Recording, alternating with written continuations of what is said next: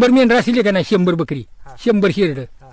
तर 10 एकर पिकवाला जे आहे का नाही ऊसवाला त्याला शेरड नाही ते का वाईटणार त्या 10 एकराला खरेदी घेतली खरेदी करणार ते त्या 10 एकर रान जे आहे ना त्याची खरेदी करतील शेळ्या पण 100 शेळ्या आणि तुझी 10 एकर जमीन असून दे ऊस असू दे त्याला खरेदी करते. हा. आणि आता काही जण काय करतात की शेतीला जोडधंदा म्हणून शेळी पालन करायला कुठं कुक्कुट पालन करायला बरोबर का नाही. हो मग बाबा ही सुरुवातीला त्यांनी जोडधंदा म्हणून केला हो आणि पुढं पुढं त्यांना शेतीपेक्षा त्या शहरातनं किंवा त्या पोल्ट्रीतनं उत्पन्न जास्त मिळायला लागलं मग तो धंदाच झाला.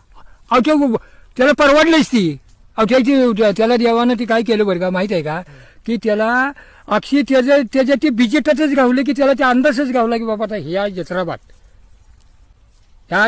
आपल्याला काही फायदाच व्हायला लागला आपल्या कष्टाला फळ मिळायला लागलं मग तो ज्यादा कष्ट करणार बरोबर. त्याला त्याची माहिती पोचली सगळी मग त्यात ते ऐकत नसतो नोकरीवाला बी असून दे नोकरीवाल्याला बी ऐकत नसतो याचा आपलं काय तुमचा कलियुग बदललेला आहे म्हणून शरणा पोरांना देण्यात येईल नाही तर बकरीवाला शेरडवाला शेतकरी जरी शेतकऱ्याचं पोर जरी शेतकऱ्यापाशी जरी असलं म्हणजे घरी शेती करत असलं तरी तुझ्या नोकरीवाल्याला शेती बी ऐकणार नाही बकरी बी ऐकणार नाहीत आणि तुझ्या